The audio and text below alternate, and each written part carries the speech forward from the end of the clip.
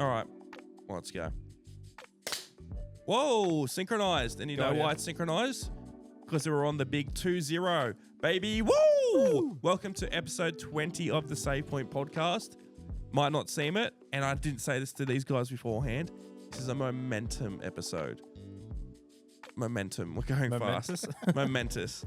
We're no longer a statistic. Yay. So we're past that 90% and then past the other 90%. So we're in the 1%. Yeah. God, yeah. We're in the 1%. Oh, if only we were 1%ers. Yeah, with money. We don't have much money to spend here. No. Don't look at this brand new camera. All right. But welcome, episode 20. Get ready for at least another 200 more. For sure. God, yeah. For at least another like 40 this year. At least. No more than that. Well, how many weeks of the year are we in? Well, we're in the third week. We've got like 50 more. 49 Just to go. leave it as at least, because we'll at least do that many. You know what you can do at least, Brock? You can at least tip your pizza delivery driver. Brock's been bitching and moaning about this and he wants to get it off his chest on air. Okay, a little bit of context. Ordered pizza the other night.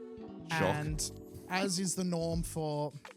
Also had pizza for lunch today.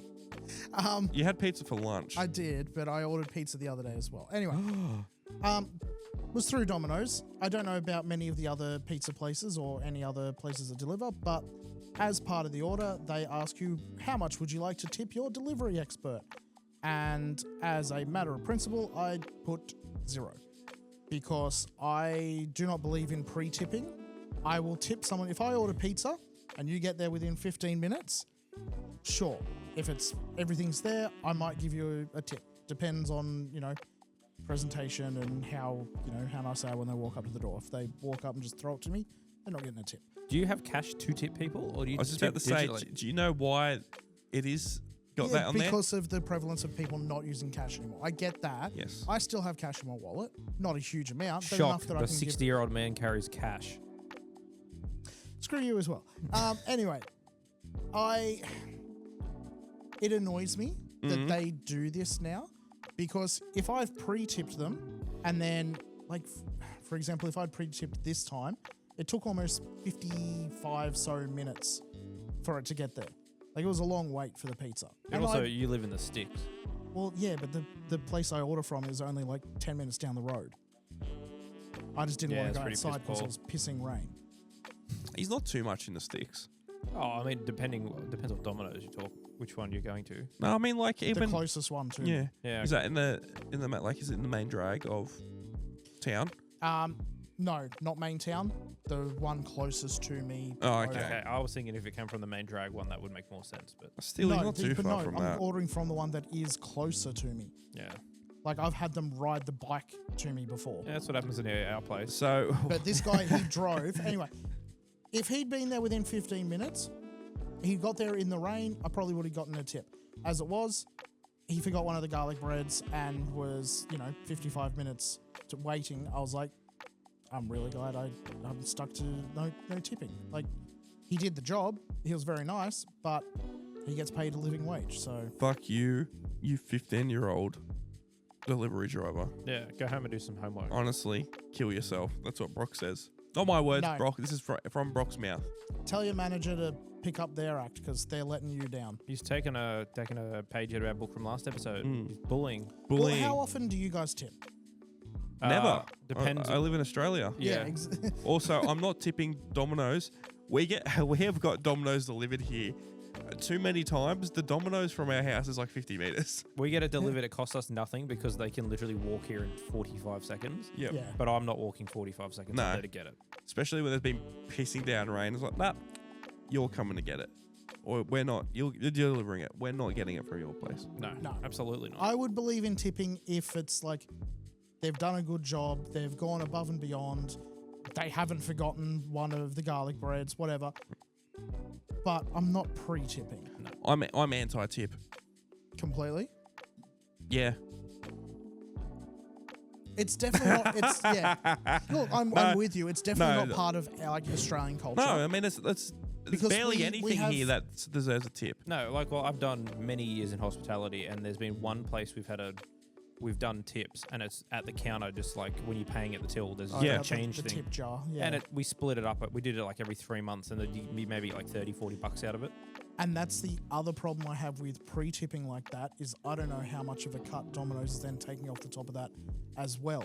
Of the tip, it would just be they get the tip. Yeah, similar to that. Like I refuse to pay when you go to like Woolies or Coles, and at the end it's like, oh, do you want to round up your sale to go to charity? The reason I do that and I refuse because all of us, where we work, we actually donate a portion of our wage every week to charity. Where we work, we all do it. You don't have to do it, but I think we all do it, don't we? I think the majority of people there. Yeah. I do not. I mean, like, you don't have to do it. It's literally like you can do $1 a week or whatever. Yeah. It is. I like the options there. It's just I Brock, like the Brock dollar. hates people. Dude, I don't earn as much as you two, remember? I did the same when I worked less than you. Oh, well. You're I'm just a the bad arsehole. person, yeah. But I don't do it for Woolies or Coles because the reason they do that is because they can claim it as a tax deductible thing because it's donating to charity. Yeah. I donate to charity. It's to help themselves. Yeah, I donate to charity a fair bit because I obviously good cause and all that. But then you also do get it back at tax time if you have a certain amount done. Yeah. But it's really not insidious, but it feels really scummy that Coles and Woolworths, as you said, they will Billion-dollar claim it all, companies. Yeah, they'll claim it all back in tax. But they're like, oh, we'll match whatever you donate. But then they're claiming back what you donated as well as what they donated. It's Double it's dipping. scummy as crap. The worst thing though is when you're like getting a coffee or something, and then they look at you and then spin the square terminal around. It's like, how much would you like to tip? No. See, like, No, thank you. yeah, this is gonna ruffle feathers, but there's so many places where they expect the tip. I feel like this is a bit more American. I'm like, sorry, you didn't do anything extra to deserve that.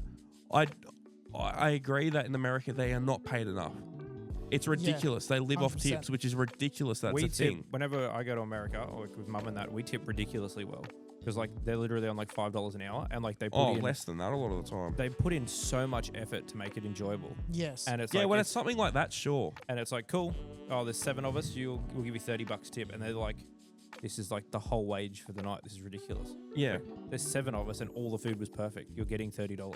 yeah, like stuff like that. But like cashiers at Starbucks and stuff like that as well, they're like, cool, I'll take your order. I was like, I tell them what I want. They press the button, and then they want a tip on top of that. They're not even making the coffee. No, exactly. And no. that's my head. I've got a friend who works as a sommelier, if that's how you say it, like a wine professional, does all like works in very upscale restaurants, like places that have like 3 Michelin stars, like Yeah. or whatever the maximum oui. Michelin stars you can get. Like, he regularly brings home like an extra 200 to 300 in tips because he goes well above and beyond. And this is like he only works upscale places though, which I think it's all culture, relative. The expectation around those places is a little bit different. But if you're ordering a $200-300 bottle of wine and then like $150 steak, oh cool, I'm gonna tip this guy. $20, yeah.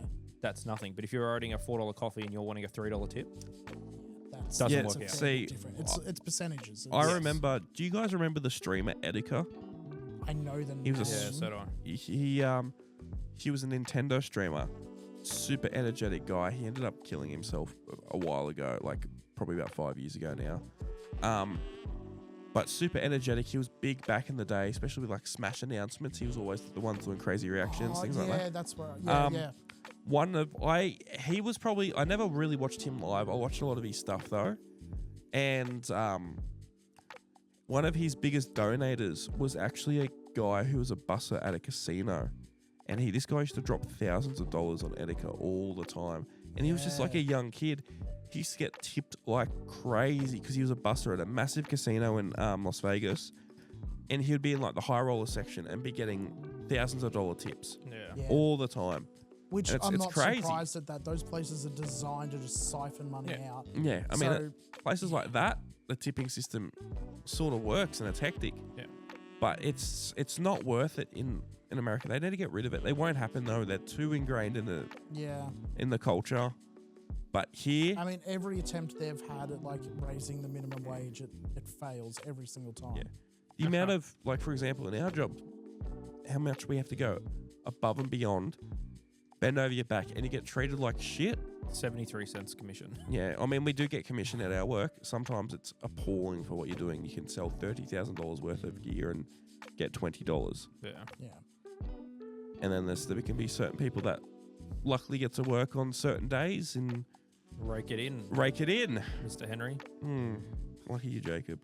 But yeah, I mean, like, I'll it's, name drop him. I don't care. Oh, He doesn't watch him. I was giggling because I'm like, oh, he's not salty at all. No. I am fucking salty. We're not going to talk about this. I could have earned a lot of money today if I work Tuesdays, but I don't work Tuesdays. No, second job time. Oh well. But what I will say is, second job. I've got 3 jobs. Are you kidding me? I was actually offered to do some filming today, but what we did do today, surprise, we're filming 2 episodes in one day. We never do that. Ever. Never. But we had a little bit of a break between the first and second episode. This is the second one, believe it or not. Crazy. And Brock and I went, our cameras were having a bit of a hissy fit. We went to go get a new camera. Ended up returning with a different camera because there was a crazy sale on. Ended up getting about $8,000 worth of gear for about a third of the price. Take that, neighbour. Fuck our neighbours. Won't say it too loud because they could probably hear from Yeah, me. they probably could. But The studio door's not soundproof yet. no. They're old. But I got a Nikon F, and I know what's this got to do with gaming. Same with Domino's, but gamers have But when we pizza. start streaming, that'll be the camera we use. It definitely won't be. It will be one of these other ones. It'll be Trying one to of tie those. back to gaming. Yeah. No, but the reason I was We'll use it saying for the this, pizza stream. this is a good little photo camera mostly. I was going to use this for some photography, but it will be good for some video stuff we want to do. The reason I said this is a really retro looking camera. If you have a look at it, it's designed after the original Nikon Fs that came out in like the 60s or 70s.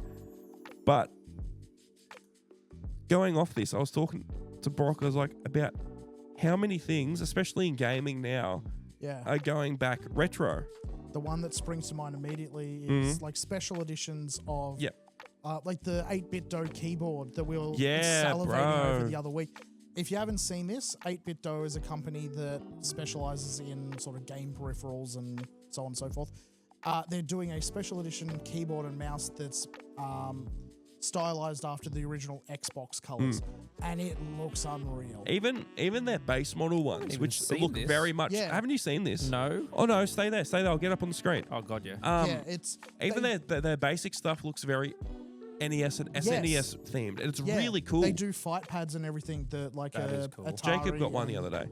Oh, yeah, he oh, made yeah. me sign it. That's yeah, right. same.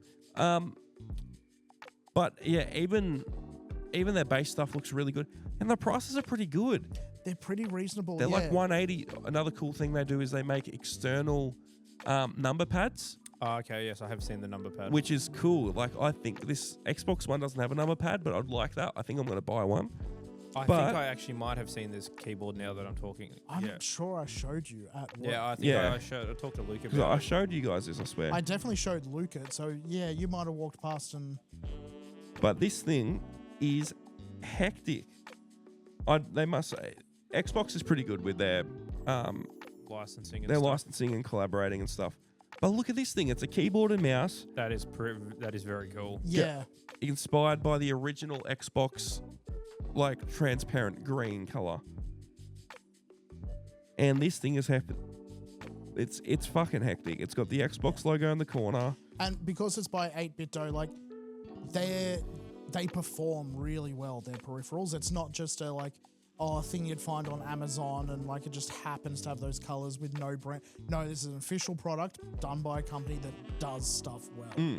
And they've got on the arrow keys, it's the original colors of the ABXY buttons. ABXY buttons. Yeah, exactly. See, I'm disappointed because PlayStation never had anything cool like that. They went They very don't do it. grey, black.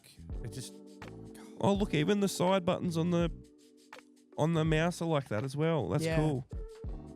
But no, I mean this is really cool. They've even got like customizable ones, like these big buttons there, which you can. They've missed a tick here. I kind of wish that they'd had on the mouse, it was just like still keep it green, but do it as, do you remember the little white and black buttons the original Xbox used to have? Oh, vaguely. I don't mind this though. Like, I really like I think that. I'm going to get one of these. I need to get another keyboard. I'm tempted. I'm sorely tempted, but I'm about to drop $2,000 on a computer, so. Yeah, Brock is just about to buy my brand new, not brand new. He's about to buy Pre-owned. my. Far out. I know that's in pounds, but that's a good price, bro. Yeah. Oh, it comes out in March. I mean, the computer's basically brand new. You've barely used it, really. Oh no, I've used it a bit, but it's new compared to like a computer you would be using. Oh, Like, yeah, I mean, I'll still use it. like there'll be months where I didn't use it, and then I might use it heaps for a couple of months. Yeah. Yeah, but basically I'm selling my PC to Brock.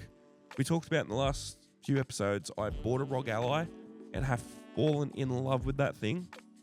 There's things, like you'll have hiccups with it, things like that. But having it in its docked mode and using it with a keyboard and mouse, it's flawless. It's just a PC. And we'll talk about it briefly, but since our last recording, we talked about how we were going to make an eGPU. We did it, and it works really well. And then I went on the computer, and they announced the new eGPU for it at CES. So I'm like, I'm just going to get rid of my PC and buy this eGPU. Keeping it more in mind with the retro theme, would you want that in wood paneling? The outside of that eGPU? No. But what I have seen for the ROG Ally is you can actually get clear, see-through cases for the back. And I'm like, you know what? That actually looks cool. I might get one. Yeah, I thought about that with the Display. D-Brand? D-Brand did the old school retro C2 PlayStation 5 covers. Oh, yeah. They did them Yeah, like that's the cool. That's GameCube cool. colors. They look really, really Do you remember, like, the special editions of the Game Boy and that had the transparent layer on it? There were so many things like that were cool back in the day. That was a very, like, 90s, early 2000s vibe as well. Yeah, but it's coming back, and like people are doing it well. Like, have you guys seen the JBL headphones? I've got the transparent cases and things like that. And I haven't seen them yet. I'll have to look them up later. there's some really cool things like that, and it's coming back in a good way. Yeah. I think the big thing that pushed all this like retro sort of vibe was the revival of records. Yeah, it's about a definitely decade ago started now. I think they're a part of it. I don't know if they're the, like, pushing... Well, records, the revival of records, which was about a decade ago now. I've been collecting vinyl for probably about 12 years, a little bit before it, like you couldn't buy it in shops yet, but you could tell it was coming back. Yeah. That's massive now. That is massive. And I've seen that's like, oh, people have started making tapes again. But yeah, I've got a Ocean Really? Grove tape. Yeah. I pre-ordered their thing online, and they're like, "Cool, you get a voucher to get the like a tape." Can't use it because No. nothing I own remotely has it. I think Dad's got a cassette player somewhere on his like Like an 8-track or something. Yeah. But I was like, "This is really cool." And Can't then, use for it. example, there's a wide release of Alien Romulus on VHS. We did talk about that one, yeah. I would still like to get one. I think because the cover looks really cool. It looks like a cool collector's Yes, piece. like same thing with the dual stock, with the collector's edition. I'm not going to open it. It'd just be cool to have and look That at. would honestly be cool to watch on that and see Finding it a in that TV. worse quality. What Yeah. was the last VHS you actually got or purchased? Oh, damn. Well, you know what? I wasn't old enough to ever buy one. Like, by the time I was buying stuff, VHS had been gone for years. We'd have VHS. I never remember getting bought one. I remember unless we got like a prayer one from like Blockbuster or Video Easy or Yeah. something like Yeah. that. See, I remember getting them from there. There was 3 O's to don't even borrow all the remember doing time. that. There was Ninja Turtles, not Mask of Zorro, it was just What, the Zorro. movie? Ninja No, Turtles? this Or was the animated animated series show. of Okay, yeah. Zorro and Ninja Turtles. Okay, yeah. And then there was Oh, you are Adventures of old. Sonic. Of course. there was Sonic But that on there. was the last VHS I technically purchased was the OVA for Sonic the Hedgehog came as a pre-order bonus with Sonic Advance 1. It's a cool little duo. It was, yeah. I still have it somewhere. That just seems weird getting a VHS with a disc. Yeah. No. It was a Game Boy Advance game. It was a Oh, Sonic Advance. I thought you said Sonic Adventure for a second. No. But like we never. Well, that's still weird as well. I know it's a cartridge, but even later on. Yeah. Still, No, I think I very have cool though. I have a feeling it's because like the OVA was like quite maybe 8 years old by that point. Mm. So I have a feeling they just had a huge stockpile of the VHSs somewhere and was like, let's I would use it say as a, so. That's as a what it'd be. thing. Yeah. Well, that's what they do with a lot of stuff. Like I was watching a video last night. The YouTuber Mr. Who's the Boss. Do you know him? You know him. Do I? You do. 100%. I'll get a picture of him up real quick, and I'll probably recognize him. you'll be like, oh yeah, I know that name. guy. He's a British guy, and Doesn't ring a bell, he but does a yeah, lot of go tech for it. stuff. He's like, I bought every single PlayStation. He just talks about each one. Mr. Who's the Boss? I'm on Reddit now looking at people's reaction to Alien Romulus on VHS. Mm. It looks jank. This but guy? I mean, it looks. Oh yes, I do know this guy. I see him on TikTok all the time. Don't know. You wouldn't mind him, Brock. I mean, it's dumbed down content, but I think he knows that. What it is like, I just bought every PlayStation, and he'll talk about the history of each console or everything for like 5 minutes, and then he goes on the next one. I watched a video of his last night. I bought every portable PlayStation device, and I learned some stuff from it. Like the original portable PlayStation device was like a Tamagotchi type of style thing they had in '99, only released in Japan, where it was a memory card, but it also had games on it. Yeah. Then it was obviously the PSPs, and then the Go and the Vita and that. And then he started talking about the PlayStation TV. And this is how I get back onto that, is that he said at least, or he had an article or something, I was only half listening. I was dead last night. As you can tell, I'm a bit sick. I'm cooked. But he was talking about the Vita failed so hard. They had so many of these components. So they reskinned it in the PlayStation TV. It wasn't, we want to make this product. We need to make something to get rid of all this shit that we already had. So they do that a lot with stuff, and that just reminded me there of that. But Yeah. They recycle and repackage a lot of stuff in the industry. they do it with cameras all the time. Like they'll be like, oh, this is this camera sensor with this thing and this thing. Like a lot of people, I mean, for the 3 people who might eventually watch this in the next 5,000 years, they care about cameras. This is just a Tom rewatching it. Yeah, this is just a reskin Nikon Z6 Mark II. Okay, so I mean, TVs, you'd see it done, but like not so much reskinned or rebadged or anything like that. I mean, I know Kogan does it, TCL and Falcon, I think, both do it. Well, They're- no, not in that case, no. No, but they're using panels and that have failed the initial. Oh, I quality didn't know. Do they do assurance. that? I believe so. I believe Okay, like that it's, makes sense. It's LG and Sony panels that fail the quality assurance. They then get shipped off and repurchased by TCL, Kogan, and all that, and just used in their TVs. That's a TCL TV right there. I mean, Fantastic Could have a TV for Sony its screen in price. it. Yeah. You never know. Well, there are only like 3 manufacturers of panels in the world. Something like that. It's yeah. usually LG. LG's number 1. I think LG sells their panels to God, my voice is fucked at the moment. To Sony and Samsung. There must be someone. And I don't know who the other two are. Then. I think LG sold all their panels for the new iPads as well to Apple. Yeah, I think it's the It same. wouldn't be Philips or anything because they're no longer. No, as big Philips as is they like- used to be. They used to be huge. Oh yeah, they were. they're Panasonic as nothing well, now. their TVs. Panasonic aren't really a thing Oh, anymore. yeah. No, I've- there's maybe some like ham radios and stuff like that, and some alarm clocks, but Oh, nothing. Landline phones. no, Panasonic make cameras still. They make some really good cameras. They just don't have support for them. Yeah. They still make CD players for some reason. Yeah, there's a few brands around there that are a bit like that, where they make some.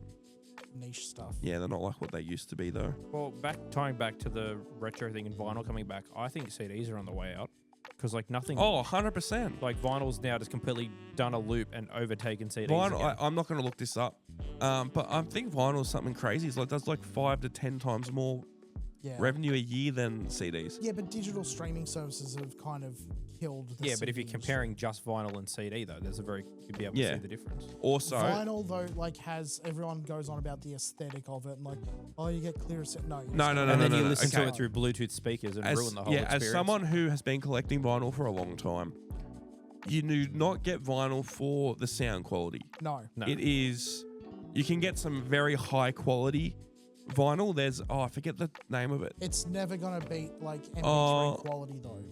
It can beat MP3. There's these type of vinyl. I forgot what they're called. I think it's like super high fidelity or something. And I think they're like usually triple the price of a normal vinyl. Like we've got a dedicated sound shop around here and they sell them. Like you guys have probably never seen them before. There's more expensive versions of the same album, super high fidelity. They're like the best thing if you want sound quality.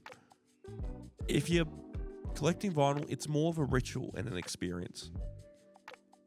I enjoy listening to stuff on vinyl more than I do CD, 100%, because you sit down, you put it on, and even the crackles and the pop, it makes it feel a bit more impactful. Yeah. But for quality, no. You're not buying that for quality. And then, yeah, if you put it through Bluetooth speakers, you're just ruining it again. Yeah. On top of that. Like if you're spending 12 to $2.5 grand on like a proper sound system that's got it all, like Dad did it years ago when he moved his collection out of storage. He spent way too much money, got Bose speakers and stuff for it, and it sounds really, really good. But again, it takes up like probably from me to the edge wall away of just like speakers and vinyls and everything there. And like, just electronics, yeah. Yeah, which he's had it for 10 years, I think now, or something like that, and his collection would be worth thousands. But now he's like, oh, I bought your sister a vinyl for Christmas. Why did it cost me $110? Yeah, vinyl. And I was like, yes, I bought it too, and it cost me $300. Much like panels, there's only a handful of places in the world prints, can press them. Yeah. There's a massive markup on them, massive markup. And also, there's only a few prints around, and you know what? It gets harder because this was a big thing a few years ago. Was that a lot of people couldn't get their records made. Because Taylor Swift took over basically every single vinyl press in the world and backlogged it for all of their albums. Yeah, because she had 4 of the same goddamn album. So if people don't know about this, I haven't seen anything this egregious in a while. I've seen this in gaming before, but not this bad. Okay, you know how Pokemon releases 2 versions each time, like red and blue, or red and green, gold and silver. It'll be like same game, X and Y. Same game, few differences, a few different Pokemon between the two. It's more like, hey, I'll buy this one, you buy that one, so we can trade Pokemon. Yeah. Very rarely people buy both the games. Very rarely. I know a couple of people that do, and I look at them like, I know people that it's the do. Same story. It was. Oh, but we want both of them. Like, the best ones that do it are friends of mine. Husband buys one, wife buys the other, and they just play that works. together. Yeah, that works fine. So, I feel like it was definitely more of a thing years ago to have people buy both. Yeah, it's not as much these days. It still happens, but so Taylor Swift does a similar thing. Instead of having, I've got this album that's got maybe a few different versions of a track on it or something. No, the vinyl sleeve has a blue outline on it, and this one has a red one, and this one has a yellow one, and this one has a purple one. So I think it was her Midnight's release of her album. She released 4 or 5 different versions of the same album. I remember being inside of a JB Hi-Fi when that released. It was like 2 o'clock, maybe the embargo for that stuff was in the afternoon or something. And there was a crowd of people waiting in the record section. And the people came out with like a milk crate full of like Taylor Swift vinyls. Which has just been rushed instantly. Straight away, picking up 5 of the exact same album, going to pick up 5 of the exact same CD and dropping $800. Yeah, it's ridiculous. On one album. What are you doing? And like with her latest release, she brought out the album. Everyone's like, this is hectic. An hour later, she drops another one. And then all 4 of her CDs have one song different on them. So if you want to listen to that one song, you have to buy that one CD. Yep. Yeah. But they're all available for free on Spotify. I don't like a lot of the mentality of the stuff that Taylor Swift does. I feel like it's very hypocritical, a lot of the things she does. Very much. I'd agree with you. Like, I get that, she's a good role model, but in terms of, like, what she does, sure. Yeah. Her business practices? No. She's pro-consumerism. Yep. But, I mean, like, that... Actually, I do have to wonder, though, how much influence do you think she actually has on that sort of marketing? I reckon she's got all of it. Because, I mean, knowing her history... I don't remember seeing 4 versions of the Love Story the country one that she first released, there was one CD and that was it. And now, Yeah, I Yeah, reckon well, do you know I reckon about- someone on her marketing team has floated this idea to her, and she's Well, she like, would've- oh, I Well, guess, yeah, okay, cool. no, here's but how the much thing money is, you could make. We could times it by 5. she had all that drama a few years ago with Scooter Bronson or something or whatever, the guy who owns all of her masters for her original albums. And what she did is she's re-recorded all of her albums and re-released them, and just told everyone to not listen to the original versions. That's what the whole Taylor's version thing is. If you've ever heard that. Ah, Yeah. okay. So she has full control now. Right, okay. I So didn't know that. yeah. There's a lot of stuff going into that. I'm not going to say too much. We'll get destroyed by it. I can't wait Swifties. for... I've only ever heard Swiftie stories. We know two personally. We know some mega Swifties. Yeah. And the problem is like I've always heard it from Matt. So I was like, that's terrible. And then I heard another thing about how like he offered to sell her masters back at like a pretty good rate or something. And she's like, no, I should just have them for free or something like that. I don't know. I don't know enough. Don't destroy me. Yeah. It is a bit of a joke. But Both of you scare me, and I don't want to get on your bad side. Oh no, it's just everyone. Oh, Swifties are crazy, man. I'm more talking about the ones we personally know. That's what I mean. Yeah. you are scary. Yeah. You're more of a Crush 40er. Yeah, not really. Oh! Brock doesn't like the Sonic music. I like the Sonic music. It's just, Crush 40 as a band is just, Not a true fan. I'm not a true fan. I request all of your Sonic shirts now, please. We tried to buy him a Sonic shirt today after I Do bought. they not have any? No. they didn't have any at all. I had my camera, but they didn't have a Sonic shirt for him. Yeah, never mind. Just in my size, didn't have any. She went and checked the system, did any stores nearby have them? No Oi. one has any. You reckon when you go to half these stores and they check the system, they just don't even look at shit? They're That's just exactly what I do. like, yeah. Let me just walk out the back real quick. Nah, there's nothing there. That's the best part about... Oh, no, okay. Checking the back and checking the system is very different. If I tell someone, let me check the system, I am checking the system because I'm going to try and help them. If someone says to me, can you go check out the back after I've told them I don't, If check the someone's system, telling you to I check out don't that have back. any. Can you check the back? Sure. I'll go waste 5 minutes talking to my co-workers. I've already told you it's not out there. The system's told me I've got 0. It also tells me when I'm getting stock come in. Yeah, that's a really good system. Yes. Yeah. When I worked at another retail store, we had a very, very small back room that was maybe slightly bigger than a porta potty. So, Okay, yeah. Yeah, we'd go, can you check out the back? And you could open the door. Was and this at Moptus? Yep. And when you open the door, you open the door up and you could see the whole back room because there was only big enough just to open the door. Can you please check? It's like, I can see everything from right here. You walk in, shut the door, have a bite of your lunch. Yeah. Nah, it's not here. Shut the door, go back out. Yeah. It's like EB. EB, they don't have large back rooms at all. No, all Oh, of they the stuff's on wouldn't. display. Yeah, they wouldn't for somewhere like that. They've got maybe stuff that they've got overflow for, like the figurines and that sometimes. But at most, it's like if they've got it in stock, it's out on the floor because they want it to move. Yeah. Most So places it- don't yeah. have big back rooms. It's like rent for most places ever, like anywhere, is going to be through the roof. Yeah. Like you go to anywhere in Sydney, they're not, And- it's what's on the floor. Yeah, and also most retail places, they don't want to hide stock. They want you to come in and buy it. There's no sense to them keeping it hidden out the back. Well, I mean, like for example, whenever I go to Sydney and I go to George Street, I usually stick my head in George's cameras. It's like the biggest camera or biggest camera shop in the country. There's bigger shops, but like it's just like the most well-known one. And because it's on George Street in Sydney, like the prime. His name's George. That's pretty. Yeah, pretty crazy. convenient, Yeah. And the prime spot in the country. It's a really tall shop. Everything's all on top of each other everywhere. There's no free space in the whole shop. You go in there, you're gonna have a sensory overload. It's ridiculous. Sensor overload. Yeah, God, yeah. Camera, get it? Yeah. Yeah. The camera joke for your small brain, Brock. Thanks for explaining it.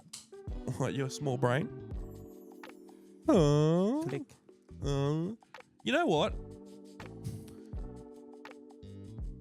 Yeah, what? Chick- We're waiting.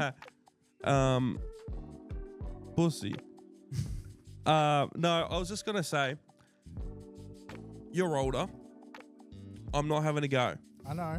I'm waiting. But you are fucking old because of that reaction. You're old, cunt. You were older than me as well. Have you guys gotten? I'm not that much older. You're older than me still, though. Have you guys gotten really into a hobby when you once you got a fair bit older? Because I feel like most people get into hobbies once they're a kid or teen. There's definitely. Oh, sorry. No, I had nothing. So I was going to spin it back to something you talked about last episode. There's definitely stuff that I've gotten into that, like, I probably wouldn't have gotten into as a kid. But like, I can't quite call them hobbies. I mean, computers is a hobby for me, and gaming is a hobby. But I mean, I've always been into gaming, and computers was just an extension of gaming. Yeah, I was too dumb as a teenager to fully understand how all the parts work together. And now I do. I mean, I suppose, in a way, emulator building, maybe. That's I'm still going to say that's under the bracket gaming, of computers and It is a bit more of a creative outlet sort of thing with it, but it's also like yelling at a wall. It's just doing the same thing over and over again. Yeah, if it's fun, it's fun. Yeah, well, that's the thing. It'd be boring to someone else, and then if it's fun to you, then who cares? Yeah, I take enjoyment in it. What about you? Well, since I've started making money, I mean, Lego. I had Lego when I was a kid, and then there was like a good 10 years out there where I think Lego kind of died off a bit. Yeah, and Lego's definitely in its renaissance. Yeah, and then they came back with like, oh, here's a collector's edition of this set, and now I own all the Batmobiles. Yeah. Which, not a cheap hobby, but is literally hours of fun. All over, yeah. No, I was just thinking because just looking at these cameras, I was always into creative stuff, but I only really got into cameras maybe like 4 or 5 years ago. And I was well and truly an adult then. I was using them in my degree. I use them for work. Well, yeah, that's what I was going to say. Were you doing it? You were doing like video and film before you got into the camera side of it? Yeah, definitely. I mean, like what I started off is I used to make dumb little edits for my friends in school and show them off, and then I'll get into editing. And like my first camera I bought because I had to because my university course. Yeah. I wasn't like, I didn't do enough research, things like that. I ended up getting a good camera. But it was, honestly, it was probably more in the last 3 years I've really gotten into it. And I was like, that's a hobby that I started when I was older. And I was like, I don't really know that many people that get into hobbies when they're older. I started playing guitar when I was 20. I played it when I was a kid for like a year or two, but it wasn't hardcore at all.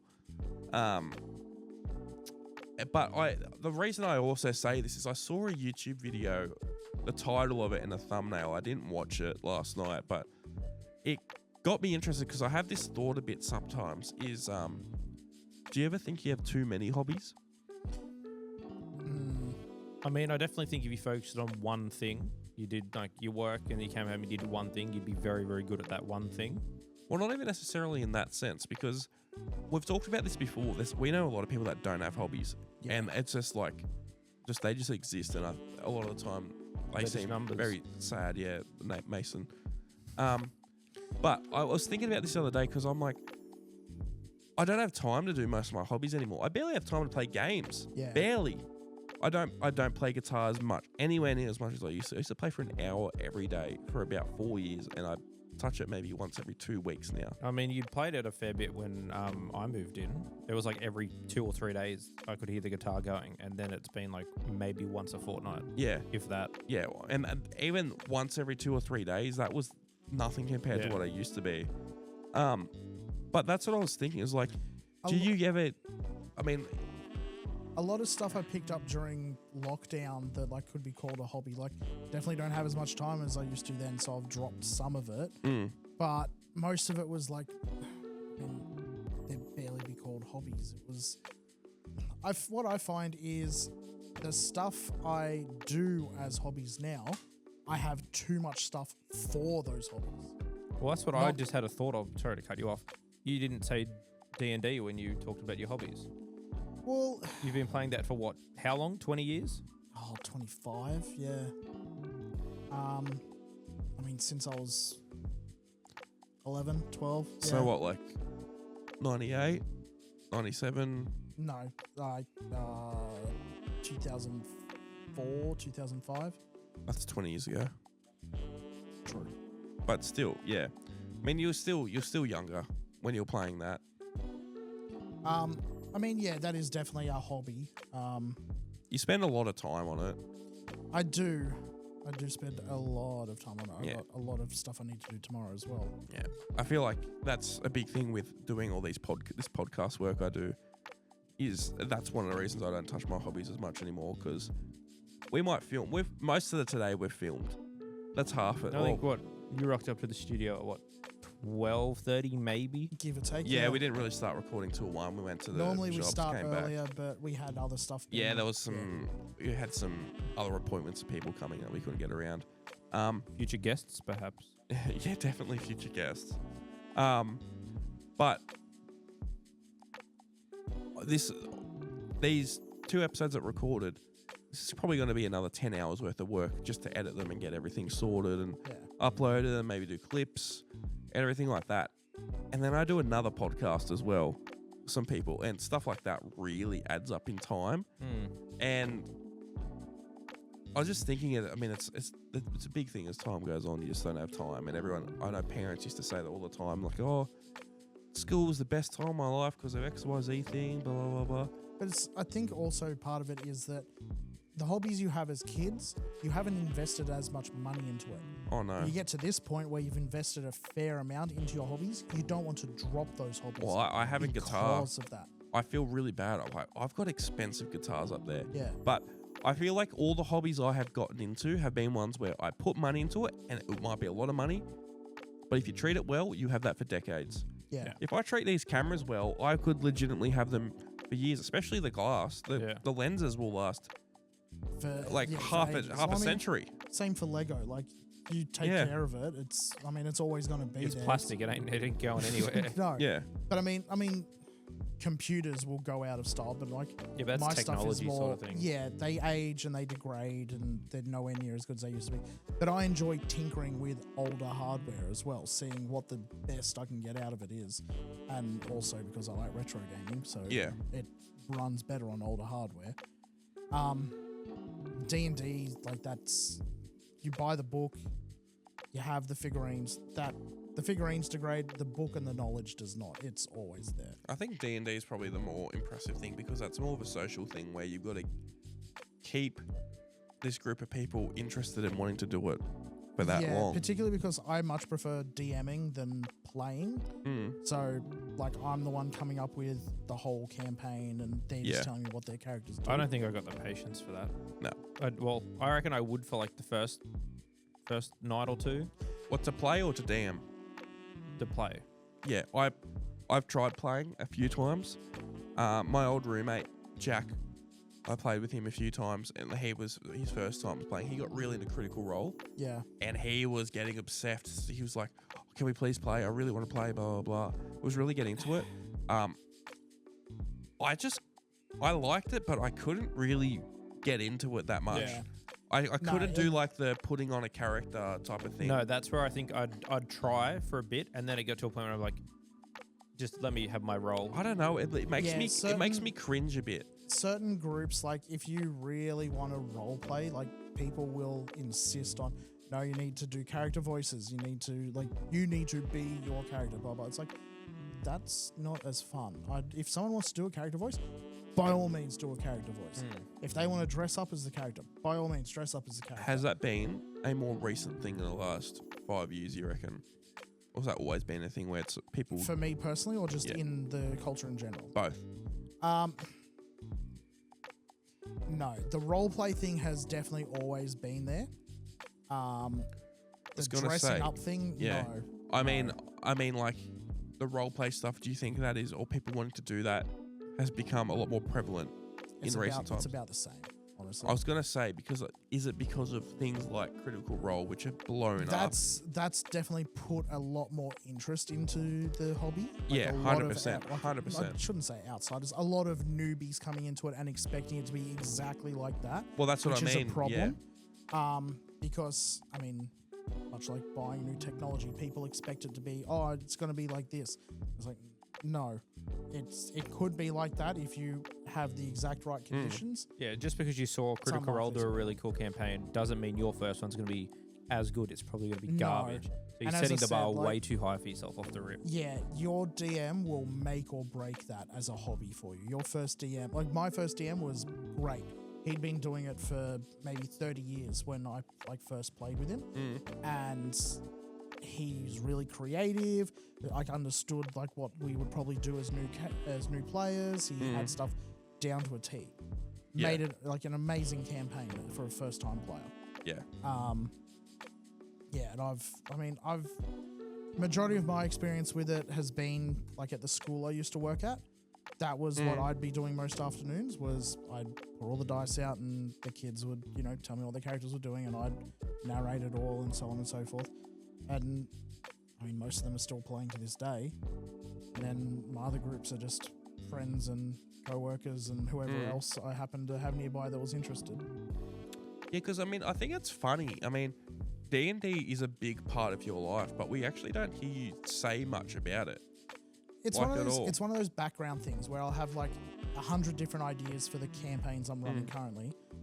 Most of them I don't jot down. It's just things that I'll just run over in the back of my head, constantly doing other stuff while I'm at work, or a lot of it is very much shower thoughts where it's just oh, this would be a cool thing. I'll have to remember that. And then you don't. Yeah. It comes back to what we were talking about last week's episode, is that you can be obsessed with something and not make it your entire personality. Yeah, exactly. That's what I mean. Nothing stopping you to cosplaying and coming to work in a robe or something like that. Yeah. Look, I've worn D&D shirts here on the show before. I was about to say, that's about the extent that I see. You might wear some D&D merch and you don't really talk about it. I don't think that's bad at all. No. It's a massive part of your life. And I think, it goes back to what we were saying last week about people obsessing too much on things. I think it's a massive part of your life, but we don't hear about it, and that works out perfectly for everyone. Yeah, but if you wanted to talk about it, it'd be fine as well. But the thing is... You mean you don't want to play then? We could do a save point. It just wouldn't... We've talked so much... Yeah. That's the other thing. I've seen so many people who were already into D&D when they saw how big Critical Role and Vox Machina and all that were getting. Holy God. Oh, bro. Did so many people start investing in cameras and mics and everything and being like, we're going to be the next big thing, blah, blah, blah. I love the table setups. Where people go, here's my ginormous dining room table, lift it all out and everything's perfectly set up, like the poker tables and stuff you used to see. Well, I've shown you my mate's table where we normally play. He built all of that himself.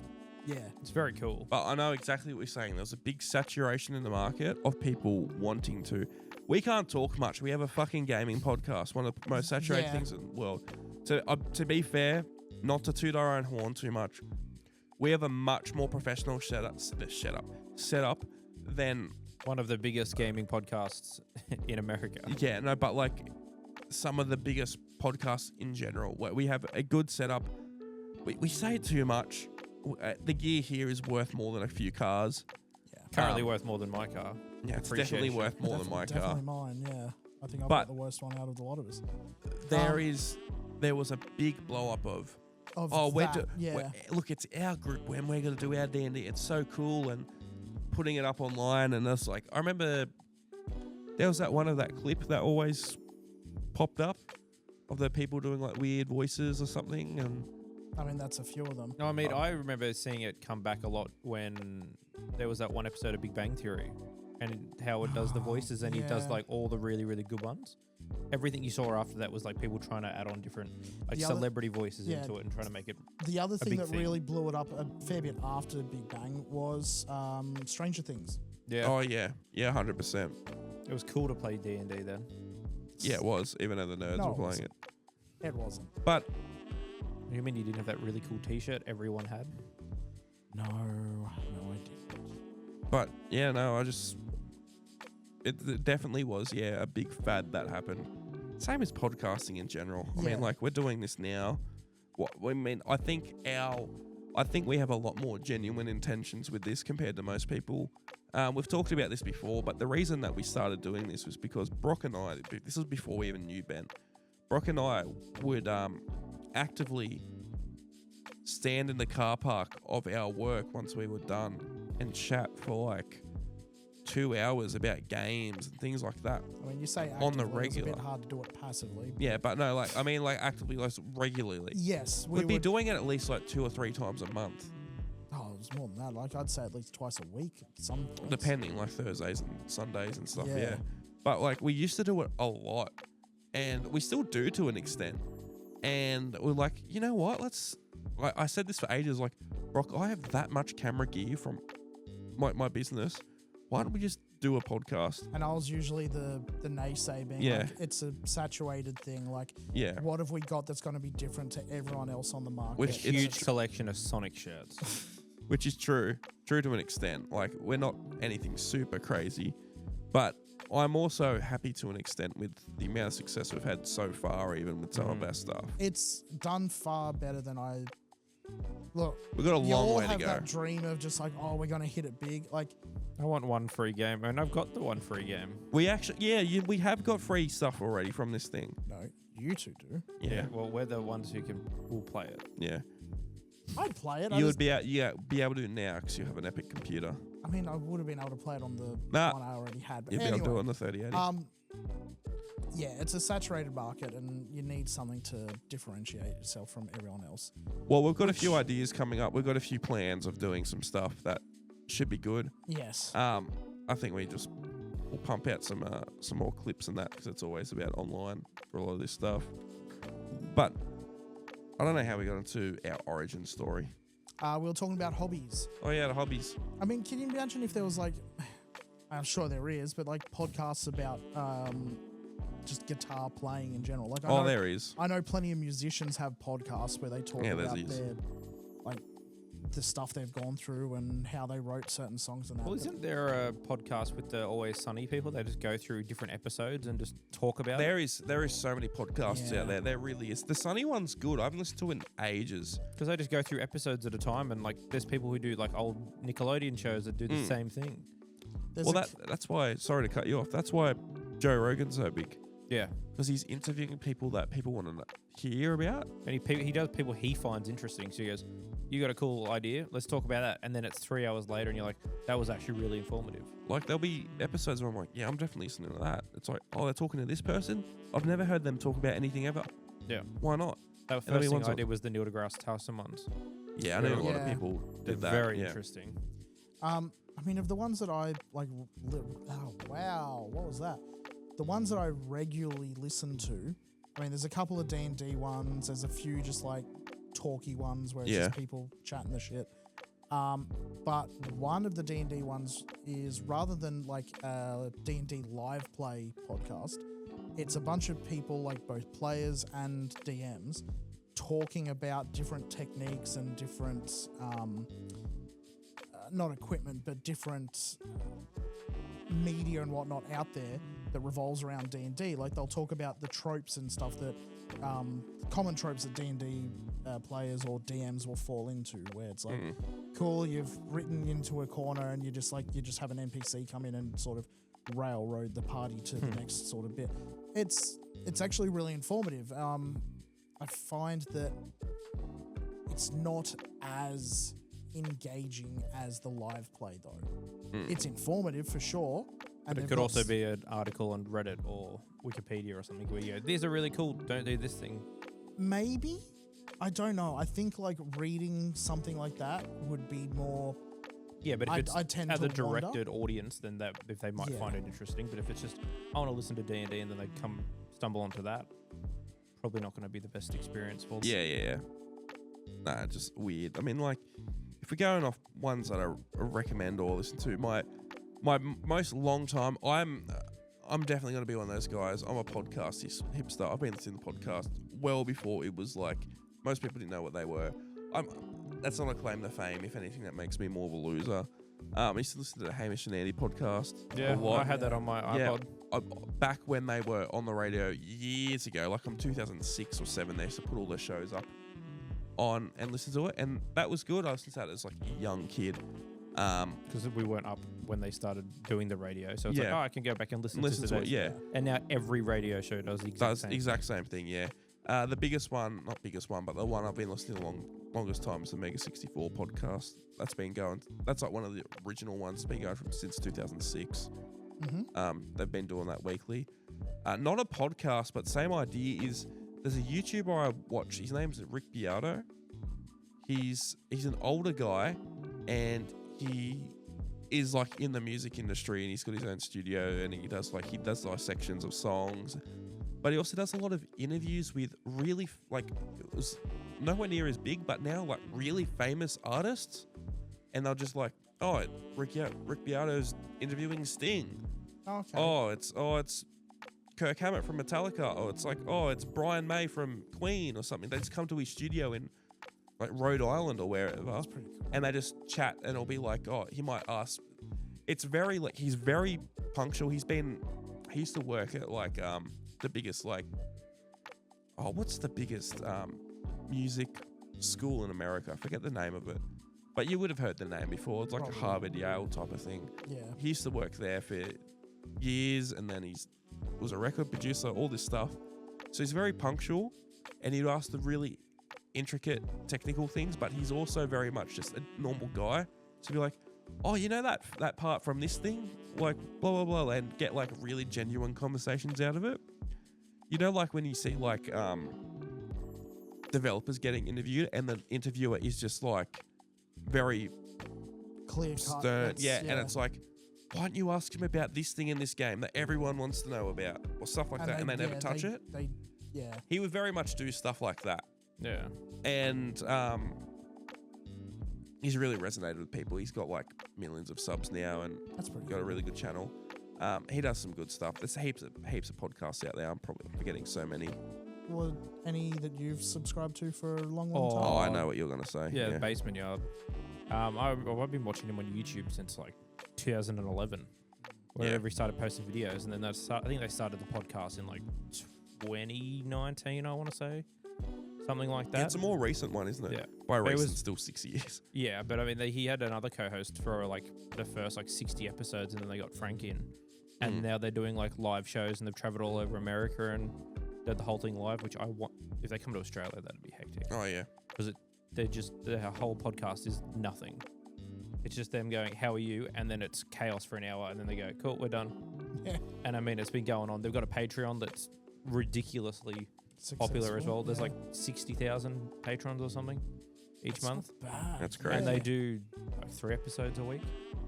I think my longest running one, it's going to be one of two. I can't remember which one's longer. It's either Skeptics with a K, which is a friend introduced me to it.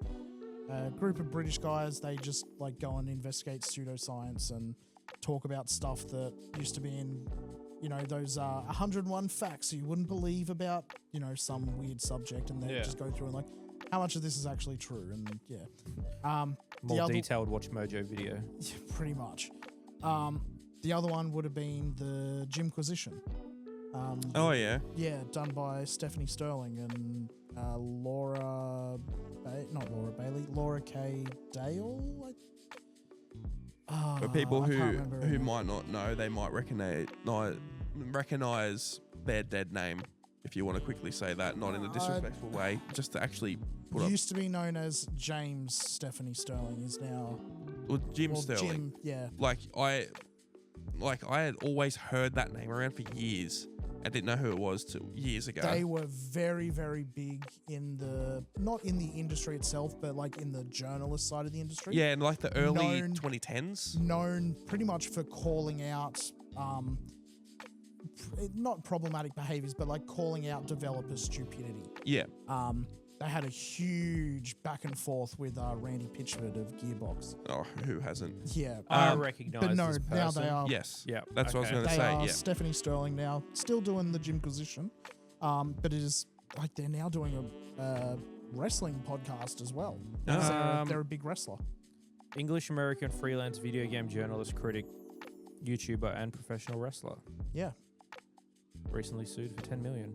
Oh yeah, because the people that sued them for $10 million were tired of being dunked on for their crappy. Basically, they buy Unreal Engine assets and just buy the template games that you get through Unreal. and just upload the template as a fresh game. Reminds me a lot if you ever watched him, but of Total Biscuit. Remember Total Biscuit? Yeah. Sadly, well, that's probably nearly 10 years ago now that Total Biscuit It's been died. a while, yeah. Yeah, well, if you didn't know, Total Biscuit was a YouTuber that did like game review content, but also would talk about the industry and a few other things. Was really big. He died of cancer. Yeah. It's very unfortunate. Yeah, had a wife, kid, and was fairly big. Like one of the more well-known people, I think, in the gaming industry around that time. And just sadly died. But to think of it, I don't know anyone else who's sort of disappeared or has sadly died like that in the industry since that I can think of. I can think of I don't want to one, disrespect everyone. Who's that? Technoblade. That's Like, who I was coming to Techno, mind. yeah, Not so much like different aspect of the industry, but definitely big in the. Yeah, I wasn't a Technoblade fan, but I'd never heard a single bad thing about him. No, from all accounts, extremely nice guy. Yeah. Wonderful friend. Yeah. And yeah, sorely missed by the community. Haven't heard good things about the people that he might have hung out with, but Yes. No, I don't think he hung out with many people. I think he played games with a lot that's of what I mean. Yeah. Yeah. That whole Dream SMP thing is going up in flames. Yeah. What is going on with that? Dream kind of had a crash out video and kind of went ballistic and. Yeah, I heard something about that. Oi, quickly, do you know what crash out means?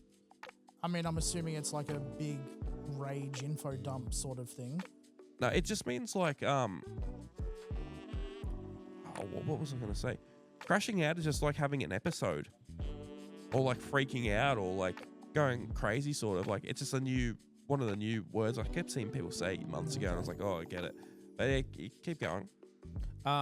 Yeah, just going on about I think Tommy Innit called him out on his bullshit because he called some people the R word, and then he was just like, Tommy Innit did a response video on Twitter and was just like, we worked with disability people and that for the years, like they're the nicest people ever, and then just was like, how dare you call your fans this and all that sort of stuff. And then Dream responded and just went full blown skit saying that everyone was on the SMP was under NDA. I know I've been contacting all your parents and all this sort of just like full massive blow up, and everyone's just like calling him. I was like, yeah, you're talking to minors as well. You're doing this and all, and just going through the whole list of everything bad he's done. It needs a bigger deep dive. It's ridiculous. That should be a full episode that we could do on like how many times content creators made it big and then stuff's come out about them and they just disappear overnight. But like, what would be the biggest one for you that's happened to? I mean, I think currently still Dream. Like he blew up with all the manhunt things, and then the Dream SMP, and then all this bad stuff came out, and then he just kind of like he cheated with the world record for speed running, and then he went full blown one way saying I didn't cheat, and then he goes, by the way, I actually left those cheats on from when we were doing something else, and then everyone's like, oh, he's done. Yeah. Came back up again, all the minor stuff came back down. It's like, how many chances does this man get before he's completely gone? Yeah. What about you, Tom? Well, I've just quickly looked it up because I'm trying to have a look and see if there's any that. Well, before you get there, for me, would be Mini Lad, if you remember. Oh yeah, I forgot about that. Yeah, I haven't heard that name in years. Because I used to like.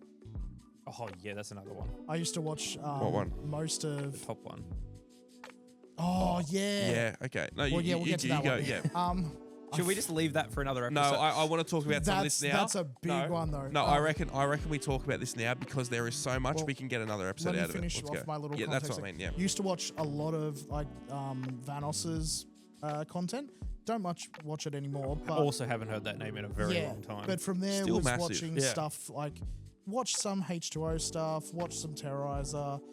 Didn't really hit it with Nogla and Wildcat and all that, but Mini Lad was one that I enjoyed some of the vlogs that he used to put up. And then, one day he just disappeared and I was like, oh, okay, don't know what happened.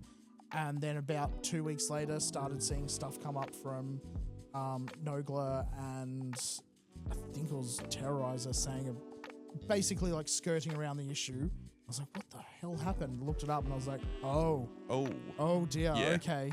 Mini Lad liked a mini, okay. It might be the funniest thing you've ever said. You've absolutely ripped it from one of the videos, but go ahead. Okay, didn't think I had, but all right. No, but yeah, we'll talk about. So, I've just got on a Reddit post about it. You guys can talk about this. I know about what happened, but I don't even know what the Try Guys do. I've never heard the name. They're one of the spin-offs from BuzzFeed. Like they also did their. Okay, so they're terrible to start with then. Yeah. No, they actually had decent content. It was just them going around trying stuff, and then one of the guys, Keith, would go, "Oh, I'm going to get a KFC, order everything on the menu, and review all of it." Their content was really, really good. And then who they had Keith, Eugene, Ned, who was the fourth? Zach, yeah, he was the guy with the glasses. The little scrawny dude? Yeah. Yeah, okay. Okay. They just did all that sort of stuff to go and try stuff, and that was the whole video. And then they went really big, I don't know what you're talking about. I don't know what you're referencing. Guy with the glasses. Isn't that, we'll get back to that. Isn't that, Nostalgia Critic? Isn't that his company? That probably. I tell you what we should do sometime. He's another one that, he hasn't vanished. fallen off. He's just a freak to start with, but he's also not that bad. We need to watch the Nostalgia Critic movies and react to them. 100%. But you keep going. Back to the Try Guys. Yeah, heaps of good content. They just started like a new platform because like they spun off from BuzzFeed, did their own thing. Yeah, super popular. Did like 2 or 3, like they had other channels for like a year or two.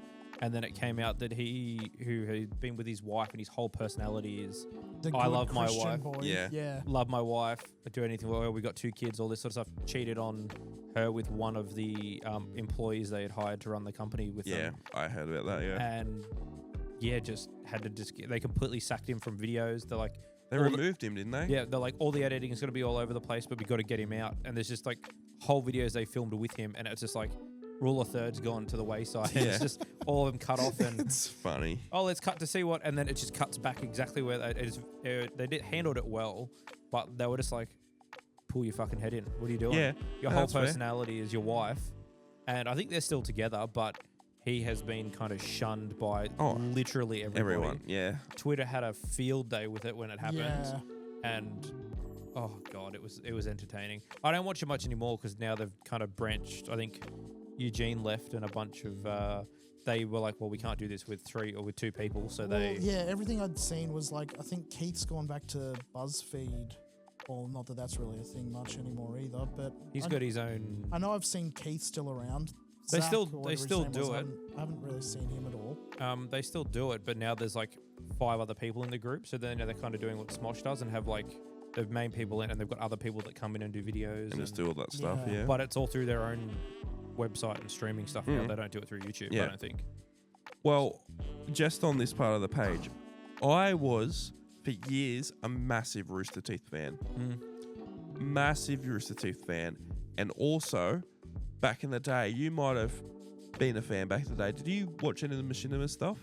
I did. I watched a lot of Red versus Blue. That is Machinima, but that is Rooster Teeth. I'm talking about the company Machinima. Yeah, they used to do. I used to watch a lot of Inside Gaming. I didn't see that so much. I think it was. I don't know if this was actually them. What was it? Text Horror Theater or something. Basically, they read out a bunch of like texts of guys that think they've got game and just absolutely. Oh, maybe that does seem like something they would have done back in the day. They had Sasha Grey on there as a guest host at one point. Yeah, they probably did. Machinima had a little bit of sway back in the day. Is that the logo that's like it's a red square with like the black M? Yeah, that's Machinima. Yeah. So Machinima had a show back in the day called Inside Gaming, and that was like a daily gaming news show. And it was presented by a guy named Bruce Green and Adam Kovic. And there was actually a few people. They were the people that ended up... There's another content. C Nanas came from there, didn't he? He was originally from Machinima, and he did stuff there, yeah. And they had that, and then they started doing some gaming videos that were really good. They were like the original, like, you go on YouTube and, what's going on in gaming at the moment? And, like, find out through them. Yeah. Machinima ended up going under, and like, these guys left, and they started a company called Funhouse that Rooster Teeth ended up buying. It was like their LA branch. Mm-hmm. They kept doing it. what happened, Rooster Teeth had so many scandals through its career, like especially in the last decade. But this is probably one of the biggest ones, was that Adam Kovic, who was one of the guys at Funhouse and Inside Gaming back in the day, he got exposed for sexting and cheating on his wife and taking photos and trying to fuck women in like their office and stuff. Oh, he exposed himself. Yeah, it was like, and like being really weird and handsy and like just a weird person. Yeah. Then over at Rooster Teeth at Achievement Hunter, if you guys ever watched them, there was a guy on their crew called Ryan Haywood, and he got exposed for sleeping with underage fans at conventions. Jesus. And there's video of him like in hotel rooms with these fans, and like what both of them had wives. Ryan had kids, all this stuff, and did like egregious stuff, and was using like, hey, fuck with me and I might get you on a Let's Play video and like shit like that. It was fucked up. Like, Abusive also, power. these aren't like people, I'm not saying this is any better at all. They're not in their mid-20s. They're like mid-30s, almost into 40s. Yeah. Trying to do this with like, doing it with people yeah, like who are 17-year-olds and stuff like that. It was rough. That was a big one that I remember. But there's just so much fucking drama. Boogie 2988, Yeah. the fall from grace that he had. He was like the charming like fat guy that everyone liked, and he turned into a fucking like, basically just like a, I don't know, maybe actually like a Nazi. It was a very weird time. Didn't he then lose all his money as well on Yeah, heaps crypto, of, yep. and then he's trying to go Yep. on, and I think he went on that. You know how we were talking the other day about the Caleb Hammer, the guy who does the financial stuff on TikTok. Oh yeah. I'm pretty sure he went on there as well. Like it was Yes, a he video did. I called- saw that. Yeah. There's another one there I reckon. Dr. Disrespect. Dr. Not that I Disrespect. ever watched any of his stuff, but I know he was big. Yeah, he fell down deep. I still don't know. I want to know the full story there. Like, the Twitch person Yeah. barely leaked all what happened. There's a whole lot of Vagueness to that. yeah. I know parts of it. I know that he'd supposedly been texting some stuff that was inappropriate to Through a Twitch's junior like wish staff chest member system or or Yeah. whatever it something. was. But he's adamant that like nothing came of it, and it was literally just light-hearted flirting, which is like that doesn't make it better No. if they're underage. But I think the whole thing with it was as well that it was through the Wisp, like Twitch's private message system. yes, They got the messages, did all that sort of stuff, and then, it was all under NDA. And then old mate Twitch just goes, "Here you go. Here's the whole story." yeah, fuck you, I'm out. Yeah. He should have got in trouble for that. And, Well, well, I mean, No, I think he's he gone. was an ex-employee that Yeah, leaked but the stuff. That's yes. still, you're under an MDA. Yeah. I don't know how much of that is still applicable once you leave. No, you though. still are. So It legally, depends on the term. Yeah, I know It's it's a legal I know it's a contract. legally binding contract, but it depends on the wording of it, whether it's only applicable for so many years after he left, or if it's like until perpetually. At I our contract at our work has got NDA clauses in it. We I get know. reminded a lot by Rachel. yeah. I know, but if I But- quit tomorrow, No, you And can't. You can't. That's the thing. It's an NDA. It's a non-disclosure agreement. It doesn't matter. As someone who's had to actually, like, for some of the video work I've done, I've had to do it. Right, sign NDAs. It's not about you still work at this company. It is for you as the individual. You can't disclose that. It's a non-disclosure. That's like when we see agreement. Rachel, we have to either if we've done the training, you have to sign the thing saying, yeah, cool, you've got it, or you send a link and you just sign your name on it. Because you're not supposed to, it's not public information. So if you go, oh, this is this X, Y, and Z. Same with Rich. Yeah. Yeah, no, it's you can't do that. He should have got in trouble. I'm not saying like I get.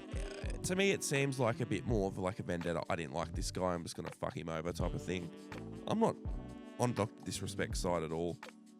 Also, Regardless of if it's Yeah, true bro, or not, you're like- still messaging someone yeah, who's 16. exactly. The Yeah. first scandal he had years ago with cheating on his wife. Yeah. Bro, did you see his wife? Yeah. She was stunning. What the fuck's wrong with you? I think it's just that people get themselves into that position of, I mean, this is barely power, but like they get to a position where they think that consequences aren't going to be able to affect them anymore. Or they think that they're sly enough that they're... It's a a weird space because you're like, oh, I'm not going to get in trouble. It's like you are literally all but a public figure. Yes. If something goes wrong, which it will, you're goddamn right. Everyone's going to know about it. Who do you think is going to be the next big YouTuber to fall down? I mean, if it's the one you've got there on Yeah, the screen, that's who I think it is. Mr. Beast. That's what I was going I to say. think so. There's so much stuff around Oh, him. there's also the Chris Tyson stuff. Yeah, all that stuff. Yeah, all the stuff that's coming out about the Mr. Beast games games. or whatever, like all the conditions and that. Yeah, no. The I amount of think money that'd I'd take a rough slump for a couple of days to potentially win $5 million. Yeah.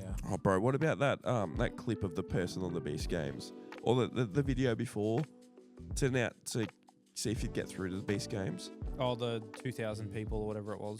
Yeah.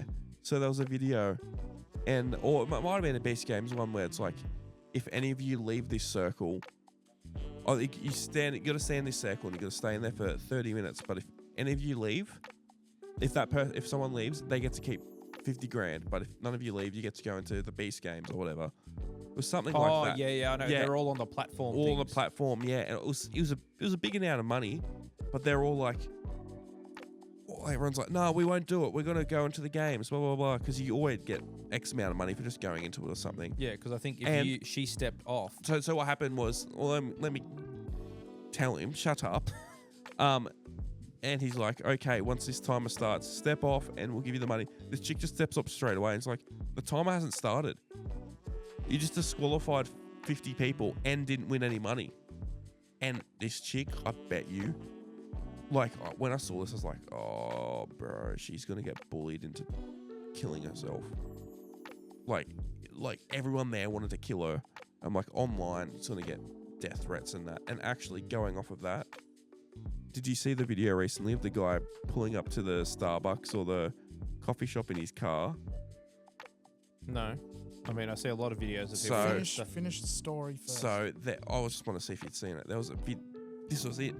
It was like from what I got the context on Twitter, there is a coffee shop or something in LA that is very much like a wet t-shirt car wash type of place where it's like, this is just what I got from the comments. It might not be this at all, but it was like overtly sexual coffee shop and it was like a drive-through one or something. And it's a video of this lady going to this guy in the car and he's like, what are you doing? He's just like there and he's like happy. And she just puts her phone like into the car a bit and you see that he's not wearing any pants. And I think the idea is that, he was there and touching himself at the coffee shop or whatever. Speeds off. See on Twitter a day and a half later he killed himself because of the video. Got a wife, kids. And it's just like going back to when bullying's maybe a bit too much. Yes. But you see a bit of this online, like people just automatically and like it's digital stacks on. It's just like no one has any sense of restraint for it. I think we could do a whole episode on. I think we should. Yeah. Because what are we going for now? Hour and a half? Let's have a look. Yeah, hour and 17 minutes. Close enough. We might call it soon in that case. Yeah. Well, I mean, anything else that you epic gamers want to talk about? I do have something to show. Yeah. What's up? Cat. Oh yeah, the cat. Can you send that to me? I can send that to you. Send that to me and we'll put it up on the screen. Do we have anything else on our... No, we basically talked about everything we wanted to talk about. We didn't talk as much about game nostalgia, but we talked about other stuff. Yeah. That was close to it. We can definitely do that at another time. Yeah. But with that, Brock, what do you want to say? We will save it there. All right. See you guys. Bye. Mama. Mama.